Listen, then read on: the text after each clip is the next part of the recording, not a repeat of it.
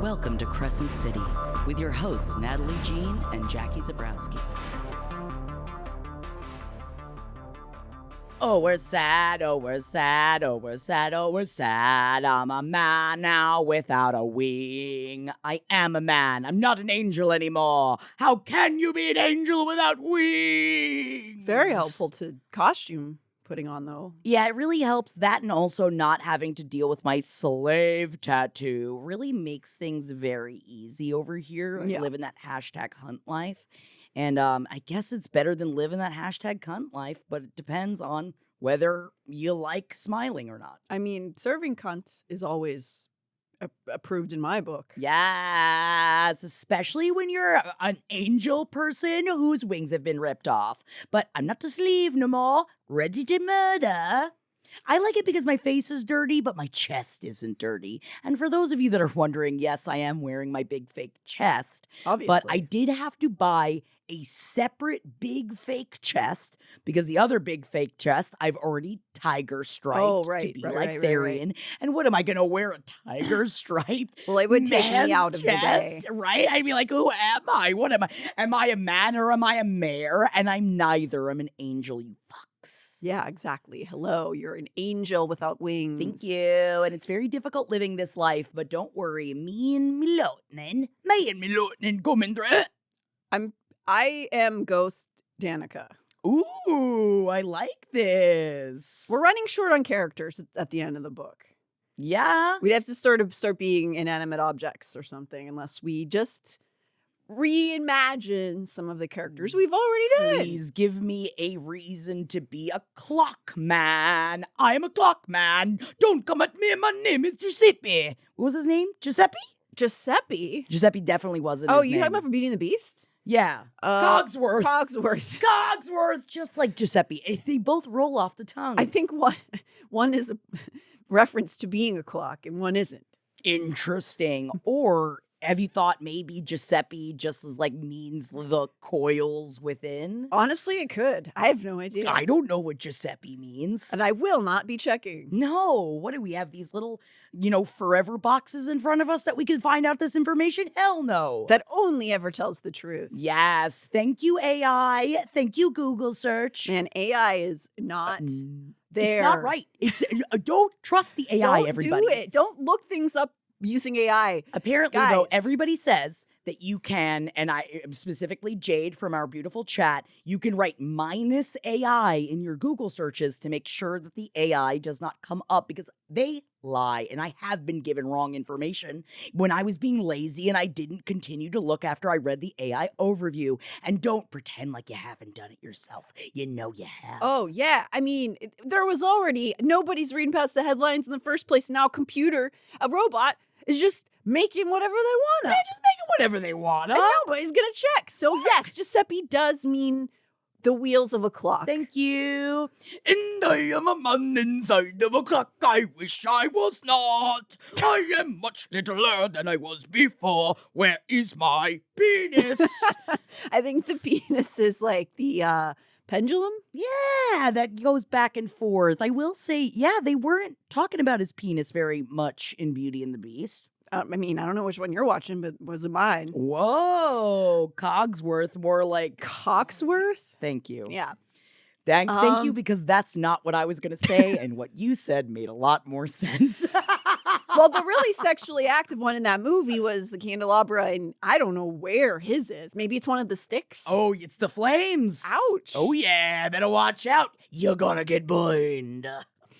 Seems like that feather duster didn't mind. No, I don't. No kink shame. Is that who he was banging? He's banging the feather duster? Oh, yeah, the beautiful French feather duster. Oh, I forgot. Oh, my God, I did want to lick that feather duster. Yeah, that was one of those cartoon objects that I always thought was like so hot. Whoa, that you just blew my brain open, dude. I have been burnt by you before. Oh, my God. Oh, because they were both French. And isn't that nice that they found each other, even in inanimate life? I think they were all supposed to be French, but because it took place in France originally, but I guess everybody didn't want to have French accents. Oh, you didn't want to see a little dumb idiot teacup?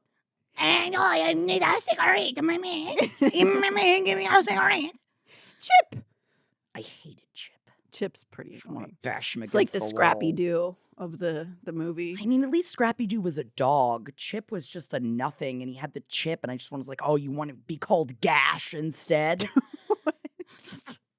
Slice, and I slice. Maybe this is Whoa. all just coming from, you know what? I was like just a slave, all right? It's difficult it's for trauma. me living this life, all right? Like, my bitch is all upset, and she's all like ghosting out somewhere, and she's doing her thing, because we are at the nut end of this book, and yet still, SJM just opens up the throat and just like, oh, you want more plot? There's More plot coming. More plot. And there's going to be a lot of loose ends, but that's good for a second book. Yes, it is. And I'm ready. So Oh, yeah. So this is after Hunt has jumped from the helicopter. Yes. Like Rambo? Yes. It's not a tumor. No, like maybe True Lie. True Lies. Dana, jump. I got you. I do quote that line, even though it's not a line anybody quotes from True Lies. I got you! But also, it doesn't matter how strong your husband is. I would not trust Jeff. I'm sorry, Jeff. I'm going to say it. I wouldn't trust you to catch me if I jumped out of a helicopter into another helicopter. I don't That's think just you'll catch reckless. Me. That's reckless. Jamie Lee Curtis did it. That's true. It's because she was in the loving arms of that bow hunk. Dinah!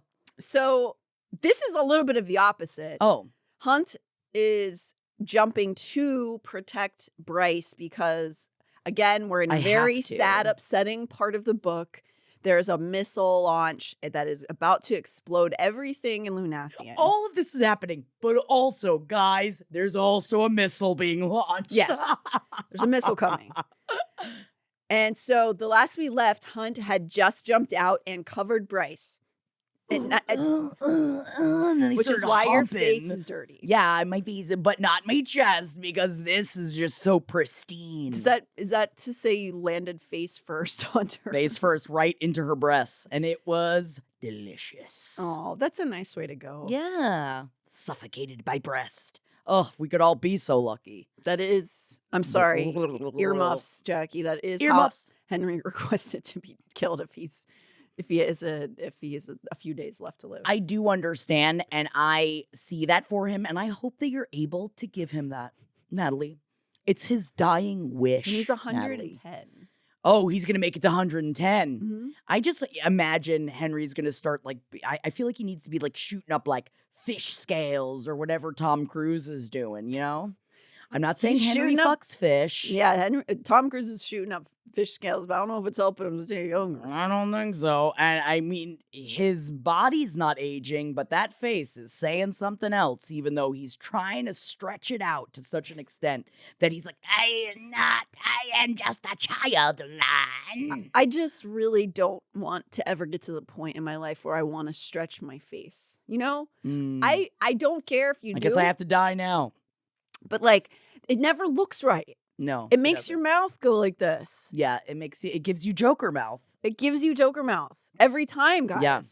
I love doing med spa stuff. I love it. But that doesn't do anything positive. Also, recently, I forgot what celebrity it was. They have such an obvious facelift, but it looks like it's like a neck lift though, and it looks like their neck is actively being shoved into the back of their face at all times. And every time I looked at her, I was just like, "You don't look good. You look upset, and you paid a lot of money for that." I think old school neck lifts where you just put a clip in the back. Oh yeah, make that neck tighter. But also, hey. To think about neck care young, if you're out there, you got to be putting the sunscreen on. You got to be moisturizing. And on your hands. Don't forget sunscreen on your hands. Back your hands. You got to put it on your hands. It's easier than having a chip clip on the back of your head at all times, you know? Yeah, and that's if you haven't bashed that little teacup against the wall like he deserves. Whoa. Give you a chip clip. And it's a ch-ch. Oh my God. I'm sorry. I'm not going to shoot him. I'm sorry I said it. As it was coming out of my mouth, I was like, Jackie, that's too mean.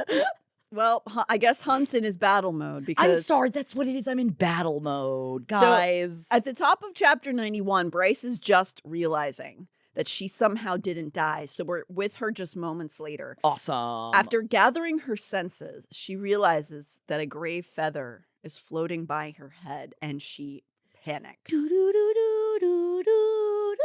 Yeah, it's just like the beginning of Forrest Gump. Thank you for knowing my reference. Oh, I know. I know, Mo. I don't think it's the same kind of feather, though. No, or maybe it was. Maybe that was an angel. Oh my exploding. God, it's all linked together. Maybe Forrest that feather Gump. was an angel exploding. Dude, Yep. And it's all because of Forrest Gump. Yep. Think about that. I think it's probably more from Jenny. She's the sinner there. Jenny, don't kill the angels. All right, so we're gonna go. She's right. She is right to freak out because as she gets her body to work and shakes off some of the shock and rubble off of her body, Hell yeah. she sees that Hunt has somehow appeared and covered her body from the explosion. Yeah, babe. So she has no idea that Hunt was even above her in a helicopter or anything. Suddenly, Hunt's just there, which is crazy. Yeah. And unfortunately, he is just shredded apart from the explosion. Excuse, I'm No. sorry, because I'm at the gun show. Yeah, I'm shredded. Oh, you didn't know, shredded? No, we're in a sad moment, Jack. I'm sorry. Stunned, having no idea why he's there, she wails in grief and gently turns him over. He is bleeding out. He's still breathing, but his limbs are shredded. Everything. Yep. He's barely alive. She pulls his head into her lap and sobs, crying out for help over and over. But there just isn't any to be had. There's nobody around. Even with his crown removed, his crown of thorns, and his full power back, the brimstone missiles have a compound that slows Veneer healing, and he's just not recovering fast enough. We cut over to the copter, which has crashed with the explosion. But thanks to Fury's boss-ass nature, she has managed to keep them all alive and in the descent towards the ground. So she managed to keep control over the copter as they're exploding. And then she saved everybody because Fury's a badass. We're with Rune, and he's noting how though everyone's banged up, they've all survived. You okay? Yeah, I just really didn't understand. I was really kind of losing my mind of why I couldn't find where you were. And it's because I had the next episode up and not the one that we're currently in. So everything's fine, guys. Yeah. Everything is absolutely fine. We figured it out. Yeah, so we're with Rune's POV at this moment, and he's noting how though everybody's banged up, they've all survived. The radio's still working, and they get intel that Bryce has lived, and Hunt is holding on, but unlikely to survive. Ah, but how? My chest is so pristine. Even clean chests can die. No, I know. Natalie, you told me the opposite, and right now you're being really bad at being a ghost bitch, okay? I know. Ghost bitch is supposed to hook up, or in reality bitch, okay? I know because I have sex with them in The Sims. Ah, right. So not that I'm aggressing towards you, Natalie. I'm just saying that, I feel ghosts aggressed. and Sims get I feel wooed. aggressed at. I'm sorry. Do, do, do, do, do, do, do, do, do. So they have the radio intel because if you remember, there's still people back at the summit watching on all the cameras. Oh, yeah. So, But also at that, I mean, it's like, dude, can you imagine just sitting there watching? I guess if it's so insane that you can't be pulled away from it. I mean, especially if you're having to do intel, as the person who's in charge of reporting, and you have to look at it. It's like, don't put me in charge. But I'm not made wouldn't to be you in rather charge. be there than in the helicopter? Yeah, I mean, technically, I'd probably want to be anywhere that wasn't having a missile being launched at it. Right. But yeah, second option would be in the copter. Second option, copter. Yes. Got it. The Rune tells the others in the copter he's headed for Bryce. They understand why, but they all know that they need to get her and get out as fast as possible there's no plan. The gates are still open, and they're all at risk of dying every second. Demons! They everywhere. Back at Bryce, she's quietly crying and whispering to Hunt, very likely saying her goodbyes to him.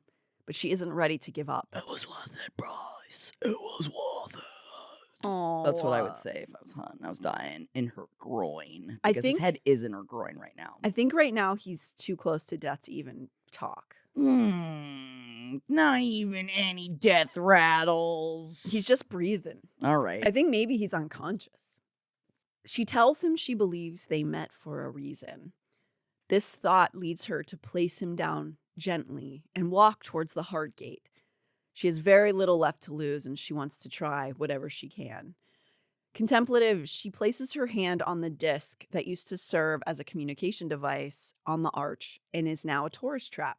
She recalls how she and Danica went here on their last night together, which we witnessed at the start of the book.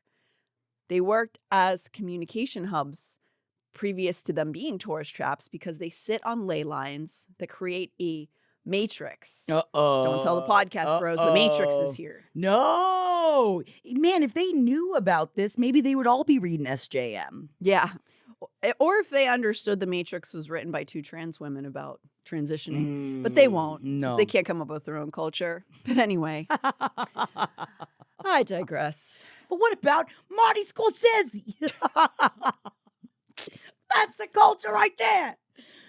You know, I feel like they'd be better off. None of them ever understand The Godfather also, which is not a Scorsese. But The Godfather's also not a podcast bro thing. The Godfather's like like an emo character. Yeah, obviously misunderstood. And you don't get it. Anyway, we're done screaming about podcast bros because it's podcast hoes today. Yeah. So it's time to try everything you can. I guess you're more podcast woos. Oh my God. Are you saying, oh my God, because I just said the best joke of all time? Mm-hmm. You're welcome, Yeah. everybody. Yeah, I am. You're ghost. Bryce, knowing the horn is activated in her back, and we know that every veneer who touches the arch's keypad gives a tiny little kernel of their power to it whenever they touch it. She wonders if there's a way to make enough power happen by reaching into it. So Bryce begins to talk into the disc. It was a communication device, so she tries to communicate into it. She asks if anyone is there and can hear her. When she gets no response, she begins to explain herself to whomever may be listening. She gives her name and tells everyone who is listening that she has an idea of how to stop what's happening. She implores someone, anyone, if they can find the strength to go to one of the gates through the fear, through the suffering, she needs them to touch the archway. She swallowed. I need someone to anchor me so I can make the drop. The words whispered out into the world. Oh, snap. She's going to attempt to make the drop. It's like, bitch, what? You could have made the drop any other time. You're going to make this all about you. I know that's not what's happening, but it is kind of funny to, like, victim blame her, you know? Oh, she needs her moment now? Yeah. Oh, she's not getting enough attention? Oh, great. Because, you've got the idea. I just love to roll my eyes every once in a while at a Bryce because she has all of the answers. She does. But somebody's got to have all the answers. And somebody's got to tear the Mickey out of her. Whoa. Take the tar out of her. What is the M-I-C? Like that kind of Mickey? No, I'm trying to think of a phrase that means like you got the ribber. Ah, yeah. Take the piss out of her. Sure, that one. Yeah, ring her out. She is going to try to make the drop. If she can, perhaps the horn, combined with her immortality, will give her enough strength to close the gates. Not just that, but she thinks maybe making the drop, holding onto the gate, will send her first light out to the other gates, which will help them close. I mean, it's a pretty good idea. It is, especially because she already managed to close the one, but her human body wasn't going to be able to have the power to do the rest of them. So she's like, gotta make that drop. She might feel like this might kill her, but she's like, she's Bryce, so she's like, I don't care. I can close them. Mm-hmm. So, well, also especially as she's like watching Hunt die, I'm sure that's like, well, why would I want to be alive? I'm just going to do this, and I need to save everybody. Yeah. So she pleads out, and only silence fills the world around her. Silently, she prayed for any one of those 6 other gems to light up, to show that just one person in any district would answer her plea. But there was only the crackling nothingness. She looks out for any of the gates to respond by lighting up as a response to her. Minutes go by. Despair filling her, she decides to spend what might be Hunt's last moments holding him, speaking to him, telling him the lies that he wants to know in those last moments, that they're going to go home soon, that Syrinx is waiting for them, and they're going to have their lives to start together, that help is coming any moment. His breathing rattled in his chest, a death rattle. She bent over him, inhaling his scent, the strength in him. And then she said it, the 3 words that meant more than anything. She whispered them into his ear, sending them with all she had left in her. Oh, what'd she say?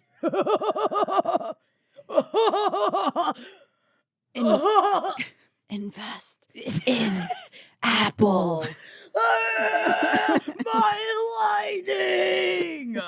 I will be able to retire someday. And that is what the goal has been for Hunt this entire time. So the words seem to send him into a calm, and his breathing slows. She lets her tears fall as she watches over him, counting the breaths. Light it up, Danica whispered to her, into her heart. She begins to speak to this memory of Danica. She hears her voice, and Bryce tells her she tried and failed.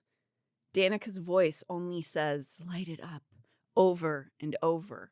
Her voice becomes more urgent inside of Bryce. Bryce looks back at the gate, watching for any sign of any acknowledgement of this voice, of this sound of Danica, of anything. There's nothing happening. She waits with bated breath. Light it up. The words filled the old square, filled every square in the city.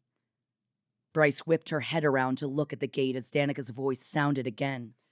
Light it up, Bryce. The onyx stone of the bone quarter glowed like a dark star. I will say it is interesting because that was like their phrase, like as their friendship. And I was just thinking about like, what if like this is Holden on the other end and he wants me to scream, oh no, Topo Chico, which is what we yell every time we drink on Jackin' with the Holdies every Friday. And I just imagine me gripping onto my life and him just going, say, oh no, Topo Chico. That's not really an instruction. Is that? I mean, maybe it would be. Maybe I need to look to the Topo Chicos. Maybe because those are the seltzers that hurt my belly the least. And maybe he knows I need to look there for a reason. There's something about the malt. It's something about the malt. So this is the alcoholic Topo Chicos. Yes. Got it. Yeah, I mean, maybe that your lives have been drawn towards that for this entire reason because you're going to have to save Los Angeles. By getting drunk on Topo Chicos and Fireball. Or maybe you make a Molotov cocktail out of it. Out of the Fireball? That would be such a waste of Fireball. You're right. Thank you. Yeah, I'm just glad we got down to the brass tacks of that. At chapter 92, Bryce seems to understand the voice is not coming from in her, but outside of her body, that it is somehow Danica. Then Bryce was laughing and sobbing as she screamed, Light it up, Danica, light it up! Bryce slammed her palm onto the bronze disc of the gate, and soul to soul with the friend whom she had not forgotten, the friend who had not forgotten her, even in death, Bryce made the drop. And Danica's her anchor, and how? What does it mean? How? Danica's dead. How is she her alive anchor to make sure that she doesn't die while making the drop? That is exactly what's happening right now. That's one of the parts in the book that usually makes me tear up a little bit. Oh yeah. No, very, very, it gets you. It's just SJ is so precious about her friendships. Yes. She just writes friendships like love stories a lot of the time, and this just very touching. Yes. So we cut to the summit conference room where Declan, Jessica, Sabine, and others still sit, assisting however they can with keeping tech and comms running. Sabine's not helping, but yeah, she's obviously. there. She's there. We're watching this play out in utter shock. Jessica, stunned herself, tells the room that the Underking has told her previously that a kernel of Danica still exists in the bone quarter. But regardless of that, no one in the room thinks that this kernel of a dead person can serve as an anchor. Certainly no one's ever tried it. And it's so wild, again, I've brought this up before, that there's just like a thing across the river from you that is what death is, and you all just have to be like, don't go over there. Oh. There's just the mysteries of the afterlife over there, so nobody... Look, it's crazy because it's just a big gaping place, but everybody knows about it, and I guess they just pretend. Just a part of life, I guess. Yeah. Or are you not as scared? I mean, I guess if you're in the world of veneer, because it's like not as something that people are as scared of. Yeah, probably. Not Also, people, like Jessica is from her. She went over to the house of, what's it called? The scary house. The scary one. Darks and shadows. Mists and beasts. The house of witches and bitches. No, she left the witches, right? She left the witches to go to the other one. The eternal deadsies. Jessica left the house of the witches to go be with the creeps and the freaks. And so she talks to the Underking. What did she? It's not Earth and Blood. Don't say that.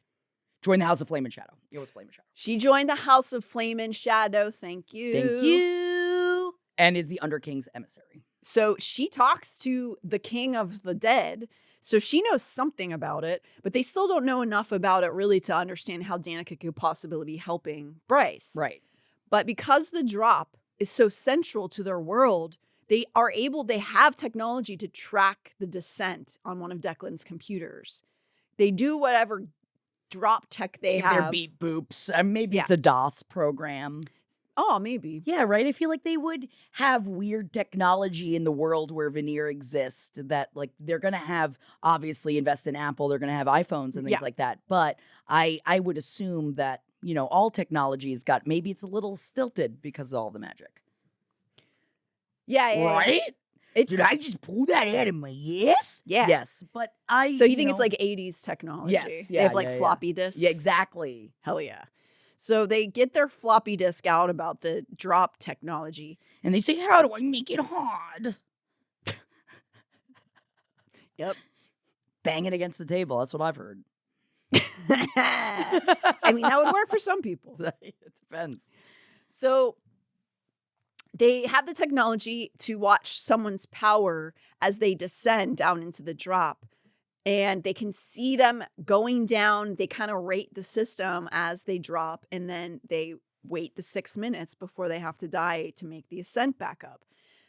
They all get tested when they're young, if you'll recall. And Bryce's power was pointed to be pretty small, relatively speaking.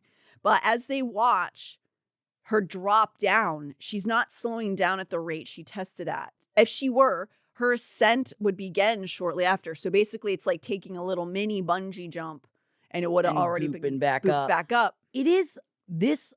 I remember when I read through this the first time, I had to read it multiple times. I was like, okay, so what?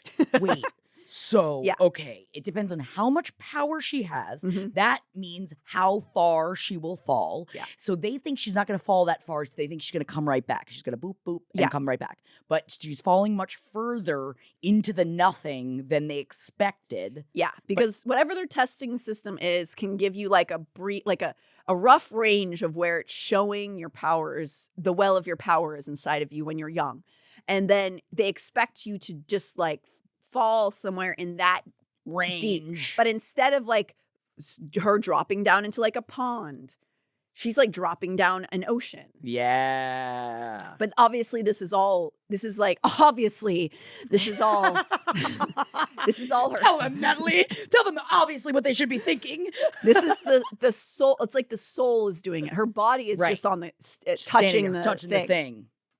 And so essentially her soul has to go back up into her body to make sure she doesn't die. Or else she's trapped there forever. Yeah, I think she just dies. Yeah.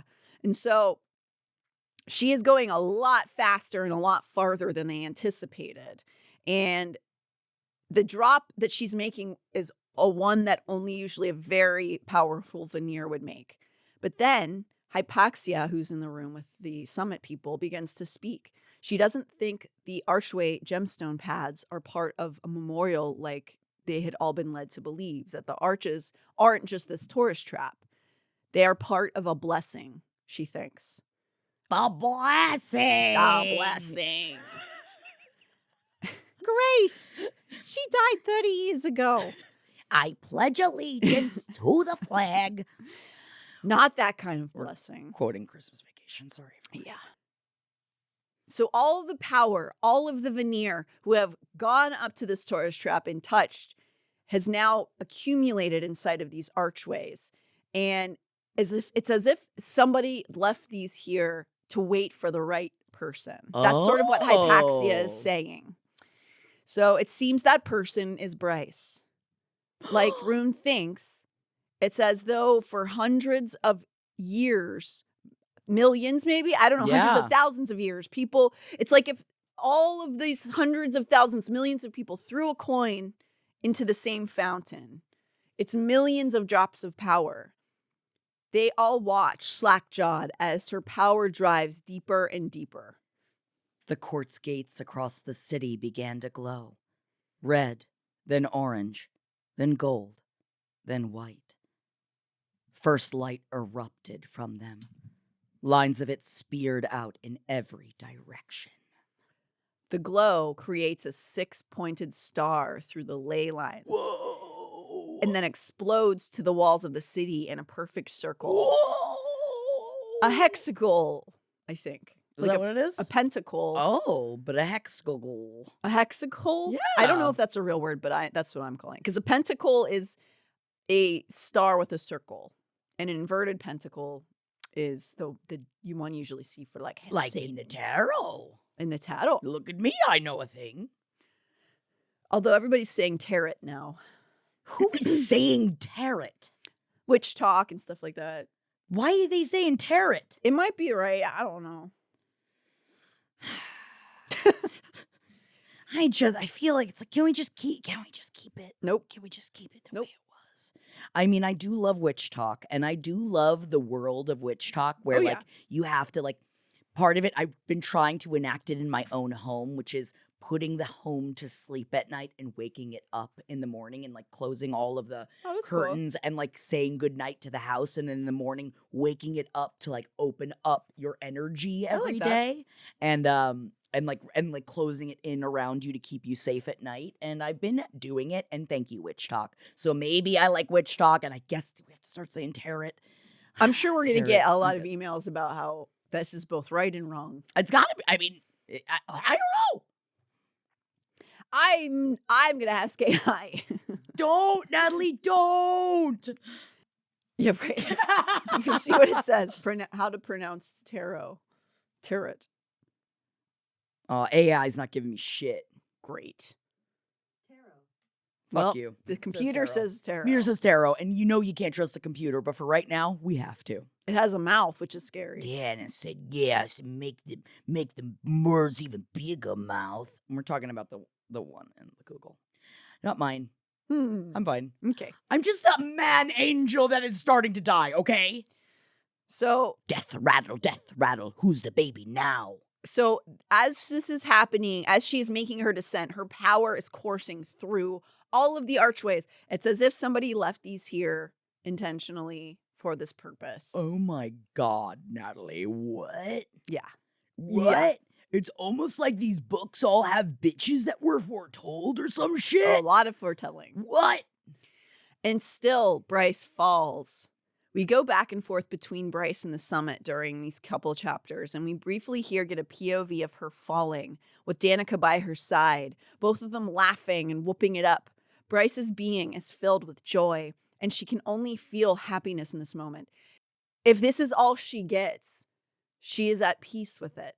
So she's kind of gone to this other place and is just in the moment with her best friend and kind of doesn't care so much about the rest of the world. I get it. I mean, there's a reason why people use DMT, and it is not just, what is released in your brain as you die, because apparently it's quite a ride. seems like it could be dangerous if you want to just only live inside it. Oh no, I'm fine with waiting for the end to get just experience then. I'm fine with that. But I feel like this is where she is right now. Oh, I yeah. feel like this is the DMT portion. Like the drop Oh, kind yeah. of is a DMT world Totally. for her right now. For sure. Because I imagine it's probably, like, if you think about it, the drop's probably very scary. Because you have no idea how far you're going to drop. You have no idea how it's going to go. And I mean, is that not unlike of what I've heard of a DMT trip that is apparently like very scary, very scary. But then I've asked people that have done DMT before and I'm like, what is it? What does it feel like? It's like, you are everything. You are a part of everything and you feel that. And it's like, I mean, it really gives you a different perspective apparently afterwards. But that sounds very scary. And I was like, but isn't it scary? And they're like, you can't feel fear. And I was like, but what does that mean? And don't get me wrong, I love a drug, but I get scared. One of our friends did a toad licking experience, which I forget. Changed their life. I forget what that drug is called, but she described kind of the drop. And she said it was awesome and the most terrifying thing she's ever gone through. And it felt like she was skiing down a mountain with like no way to stop. Yeah, but also very alluring to many people. But she said it helped her in all this. And I was like, I don't know if I need help that much. Yeah. I mean, I do. I absolutely do need help. Apparently toad venom it's a cousin of DMT. Oh, okay. So, learning. Everybody learning. Nobody go out there and lick them toads. And also, yeah, make sure you're part of a ritual and make sure that you're, with people that are getting the toads in the right places. Because I've also seen things about like toad trafficking and stuff like that. Really? It's actually, it's very, they've really hurt a lot of the like toad population. And not that I'm talking about the people that use it for ritualistic uses. I'm talking about the idiots that just go out and go, oh, this looks like a toad. I'm gonna fucking lick it, and then those toads did not consent to that. Nah. And I mean, I want it written in ribbits. I want them to ribbit it down, and I want to make sure that toad looks me in the eye, and I go, "You're not a prince, right?" And he goes, "Maybe." And I'm like, "Oh, well, I guess I'm gonna lick you." Don't tell Jeff. Whoa! I lick every toad I see, from amphib A to amphibian. Oh, well, thankfully, there's not a lot of toads in Los Angeles because I don't know if that's a good idea. No, yeah, it would be difficult. So that's where Bryce is right now. Back at the summit, they watch as she passes Rune's power level. She bypasses him. Declan can hardly believe. Because we're with Declan's POV in this moment. He can hardly believe his friend's little sister, who he thought was his cousin, has descended past Rune, the crowned prince of Valbera. Crown prince of Valbera and Thay. They've all really had a day today, huh? Mm-hmm. He watches as she gets near the Autumn King's power level, a level hardly ever surpassed in the entire world. Finally, she begins to slow down.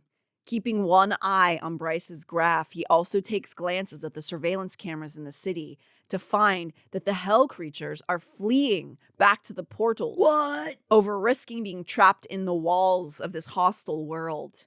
The sequence was created after Sarah J Maas. We've talked about this in other, I think maybe the Akatar season, that she was listening to a song called Shenzhou from the Gravity soundtrack. If you want some mood music for this scene when Bryce is with Danica in this like other realm. It's very, the soundtrack is beautiful and emotional. And did I get teared up listening to it while I was rereading this ep? I did. And how does it go? Is it like, I'm Sandra Bullock and I'm in space. I wish I could get back to the earth. And so alone. And is that, should I keep going? That's not, okay. No. But I would understand if you would tear up to that because like, you've seen Gravity, right? Yes. That movie is so good. And no, I know the soundtrack is, but it's very beautiful and moving. I did go after I read this section with the music playing, and I went and watched the scene in Gravity, and I absolutely cried. Because the whole Had thing. you seen it before? Oh yeah. Oh, okay. The whole movie of Gravity is about death and loss, and then like being reborn, and it makes sense that she would hear this and then kind of create this scene. Yeah. And so I recommend, if you haven't seen Gravity, first off, watch it. But also, if you want to listen to that little piece of music during the scene, it will probably make you emotional. The voids between Midgard and Hell began to shrink, as if the light itself was abhorrent, as if that pure, unrestrained first light could heal the world. And it did. Buildings shattered by brimstone slid back into place. Rubble gathered into walls and streets and fountains. Wounded people became whole again. The demons scrambled towards the shrinking portals, the summit watchers astounded. The voids between worlds became slivers, then nothing at all. The gates stood empty, the portals gone. And then Bryce stops falling, her power level nearly identical to her arrogant father's. Daddy, what do you have to say about it? Declan finds time in the wonder to be petty and wish that Rune could see his father's face at the moment when he realizes that Bryce has reached his own level. Dude, I want to be upset, bro. How upset are you, bro? You should be proud, but you're not. But you're not, because you're a bad daddy. But the Autumn King snaps that it won't matter because there's no way for her to make the ascent back. You'd love that, wouldn't you, daddy? It's interesting in this moment. So Declan realizes in this moment that he has forgotten that Bryce may as well be at the bottom of the ocean without a submarine to take her back up, because he was so in awe of what was going on. He's like, oh, right, she's being anchored by a ghost and they've never done that. And there's no way to actually like make this. There was no way to like bring her back that they knew of. So right. Because they need the life to strap her. Basically, it like, to. Yeah, they're like the lifeline. Like the person. But you're a at the ghost. Danica Ghost, what do you have to say for yourself? We just have to wait and see, won't you? Oh my God, you did what you had to do. Oh my God. So Declan looks at the Autumn King and is surprised to see him react with something like sorrow in this moment, because you would assume that we know this. It's so hard to get a read on the Autumn King still. Like, who is this guy? Because he's so mean. But then Declan sees regret on his face, realizing Bryce isn't going to be able to come back up, which is not what you'd expect. And the way that he describes how Autumn King had said it, like it could have been seen as like there's no way for her to make the ascent back up, but it's actually him being like, there's no way for her to make the ascent back up. Yeah, like somebody who can't express emotions well. Yes. Yeah. Feeling something. Yeah. The room watches Bryce's body fall to the ground and die, an important part of the drop. From that moment, her soul will have 6 minutes to return to its body before it can't anymore. Scary. Declan's tech begins the clock countdown, and there's nothing anyone can do to stop it. Then we're with Bryce at chapter 93. She's floating in time and space with Danica.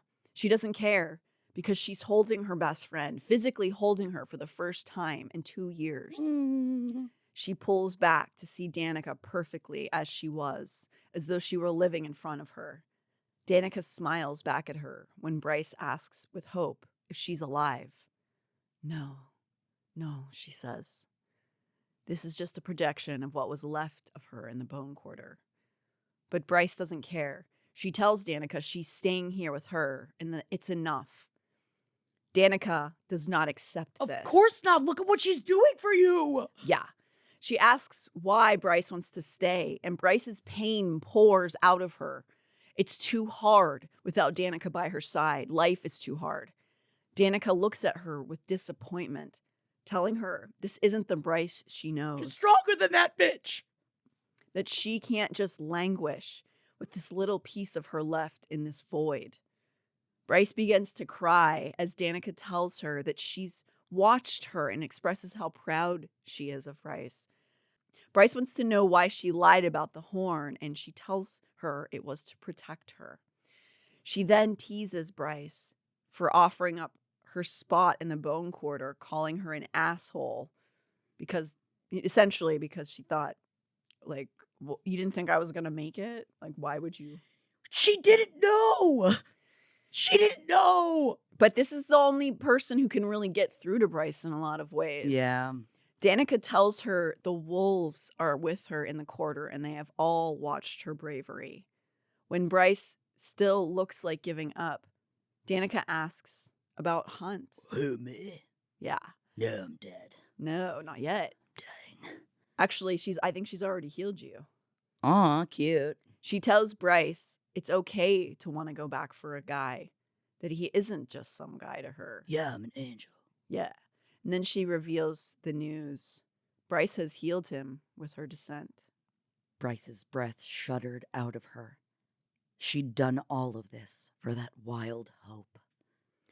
But with her heart on her sleeve, perhaps the last time she'll ever get to talk to Danica, she tells her something she'd never admit to anyone. She's scared. Danica grabbed her hand again. That's the point of it, Bryce, of life. To live, to love, knowing that it might all vanish tomorrow. It makes everything that much more precious. She took Bryce's face in her hands and pressed their brows together. She breathes in Danica's closeness. Whoa, I bet you smell weird as a ghost.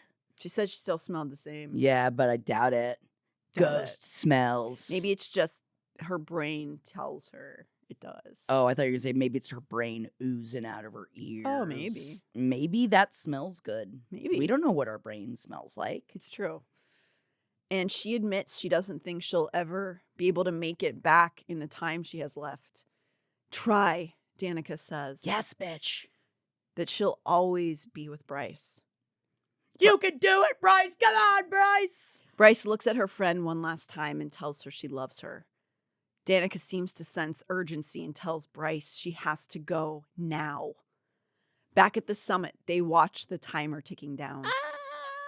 Now there are only 2 minutes left before Bryce won't be able to come back at all. Man, how many people died before they figured out it's like, oh, it's 6 minutes, not 5 minutes. Like, I feel like you go in thinking like, it's probably 5 minutes, probably about-ish. And then they figured out it was 6 minutes, and they probably were surprised. Probably a lot of people died. Yeah, big minus. Yeah. The summit crew themselves, as they watch, aren't optimistic. Declan recalls his own drop and how scary it was, even with Flynn, his bestie, anchoring him. The Autumn King, of course, knows that many people have tried many, many times to do what he calls artificial power, and none of them have survived. Not that he tried it or anything. Wasn't trying to, like, game the system. No, Lord knows he would never. Never do it. But apparently a lot of people in the past have tried to create extra power in their drop, and it never, ever works. But no one's ever used the arches for this purpose, and she also wasn't trying to do this. No. But Jessica seems to concur with the Autumn King. Beyond going well past her range, she's using a ghost as an anchor, which to me sounds pretty badass. Pretty but cool. I guess I'm the dummy. But Yeah. it seems like maybe you get ghost powers. Right? You could, like, float. Like in The Sims, when you go and you put your ghost power into, and then if you want to fuck a human, you turn the human temporarily into a ghost, and you both inhabit like a desk or something, then you fuck inside of the desk. Obviously. Sims ghost rules. You scared of that? You saying you as a ghost don't want to turn a human into a ghost, and then you both inhabit something and you fuck inside of it? I don't know how to answer that. Well, you know, I think you need more years as a ghost. Maybe. And then you can figure something out. Yeah. They gotta have ghosts just want to have fun. Are they having intercourse somehow in the object? Ghost intercourse, yeah. But, like, what's going into what? Who knows what happens inside of the object? We don't see any of that. You just see the object moving around, and then you come in the end, and a bunch of sparks come up, and it's like a big coming heart. So their ghosts are inside of the objects. You don't really know what's going on inside. Why are you looking at me like I'm scary? Why are you looking at me like I'm scary? Yeah, I make the ghost fuck. I just have questions. It's not that I'm not against it. I just have so many questions about what's happening in there. Oh, yeah. Well, I'll have to show you if you ever want to come over, because, again, you are trying to become the Grim Reaper as well as you are a master vampire, and you're turning a bunch of people in the town into vampires against their will. But you're also striving to be the Grim Reaper, and you've got, like, really big dreams. Wasn't somebody else trying to be the Grim Reaper? Well, we had already Amber was trying to romance the Grim Reaper, and she Right. did, which is technically against the game, but I used a bunch of cheats, and she romanced the Grim Reaper. Then she had weird children with him, and then we aged up the children to get them out of the house so that they could just fuck willy-nilly. Oh, I assume they were going to go cause a bunch of crimes. It just seems like those would be evil children. Well, I mean, Amber's a celebrity chef in this world, so I don't think she could really get away with that. We know celebrity chefs never do anything bad. Nope. Mario. He's got Italian hands. Oh, God. All right, we don't need to talk about Mario Batali. Anyway.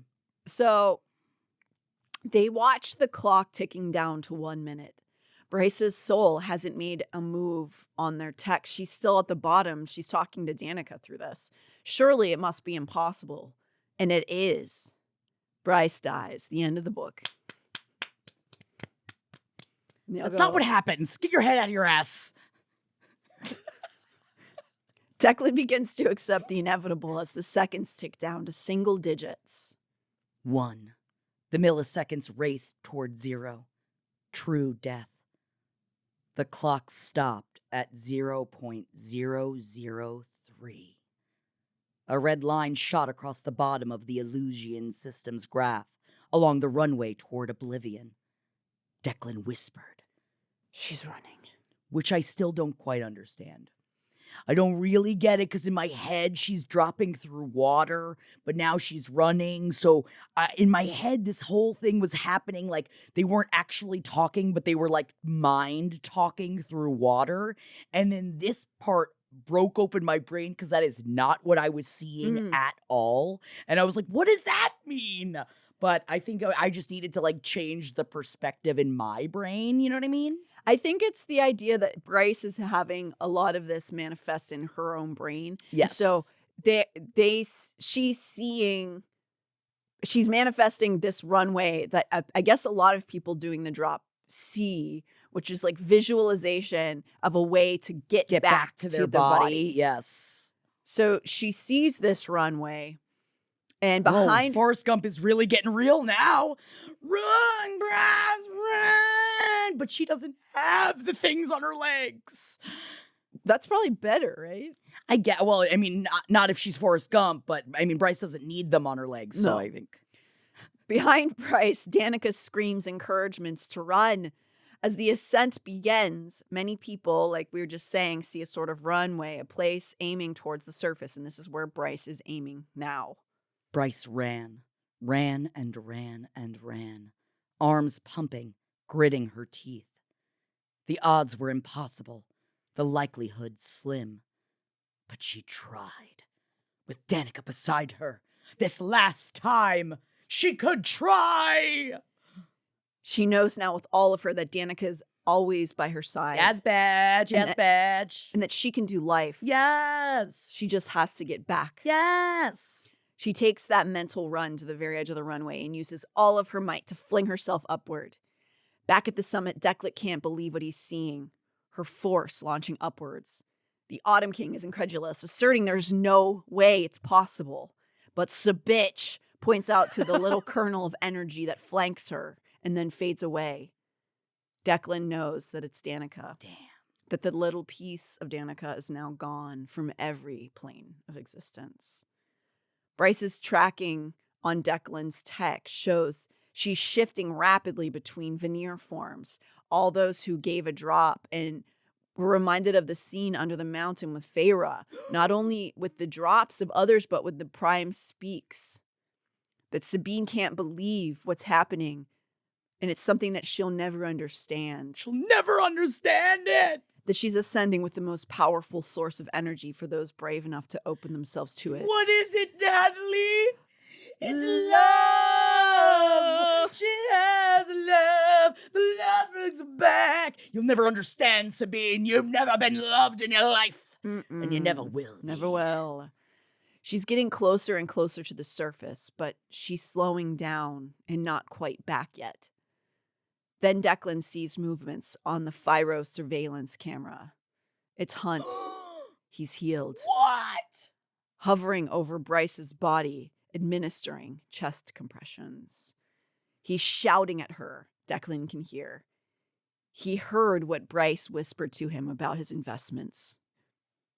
What? You waited to admit until it was almost dead, you fucking coward. His lightning surged into her, sending her body arcing off the ground as he tried to jumpstart her heart. He snarled in her ear. Now come say it to my face. Sabine whispered a sentence to the room, to the Autumn King, and Declan's heart rose, hearing it. It was the answer to the ancient prime's words, to the Autumn King's question of how, against every statistic blaring on Declan's computer, they were even witnessing Hunt Athalar fight like hell to keep Bryce Quinlan's heart beating. Through love, all is possible. Goosh, goosh. It's like she was telling her the entire time. But, it's hard to just find love, Danica, okay? I know through love all is possible, but wouldn't that just be easy if I could go down to the store and pick it up? No, that's why that's why it is so precious, because you can't do that. Because you can't. And you also have to be brave enough to accept it, because it's hard to accept love and to love people. You're right. Which is why the worst people always end up dying alone. Alone. Even if they think that they're special little boys, that won't save them in the end. Who's special little boys? I'm thinking about all the people who are ruining the country right now. Oh, you're thinking of those special little boys. I knew you were thinking of some actual special little boys, but Sabine's got none. And that's what happens when you push your wolves away and the wolves don't want to come help you anymore because you're just a bitch mother. Yeah. Wow, man. So I Bryce cried a lot. Oh. I really thought Hunt was going to die. I really did think I mean, you never know with this woman. You never know with SJM. I don't trust like that. And this is coming from a person who I will say I did cry during D&D this week because our goblin ward got murdered. Like, he died for us. Did you cry at D&D? I cried at D&D because Mudbag got killed while trying to save us. They're going to make a no girls allowed sign for you. You got to... I know, and they were all, and Henry was like laughing, and I was like, tell him we're with him, tell him, because I was like on a different part of the battle, and Henry was with him, and I told Henry that I was like, tell him that it's okay, that he's not alone, that he did it for us, and Henry just like laughed at him as he died. And he was just like, you did it for nothing. None of us are happy with what you did. And that was the last thing Mudbag heard before he died. Sad. And you think about that when he's so sweet with your Wendy and your Carmi. Oh. And you think about how he yelled at Mudbag as he died. That does as make he was me saving sad. us. He was saving us, Natalie.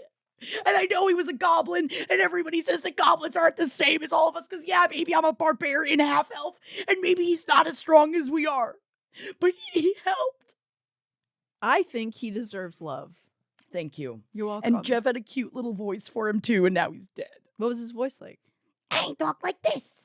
He was very like Rizzo the Rat. Ah. And I was the only, even though I'm like the big bad barbarian, like I always like would make him feel a little bit better. If you're confused, we're talking about Dungeons and Dragons here. Because this is a very confusing conversation. I'm sorry. I thought everybody lives inside of my brain, and I know that I'm always now thinking about D&D as a side project. I assume most people know what D&D is, but just in case, it's a game. It's a made-up magical world. Anyway, Mudbag's not real, and he never was, and he never will be. No. And so get that into your dumb little female brain, Jackie. No, Jackie, he is real. We're real. gonna kick you out of D&D. Actually, it's probably not good to like be in a level of mental state where you think he is real. So maybe I shouldn't encourage that. Yeah, and I shouldn't be crying at D&D probably because it's just a made-up game. It's okay. I think it's healthy to cry at characters. Thank you. It's a way to process emotion. And we have to process here. So Hunt's not dead. Do you remember the first movie you ever cried at?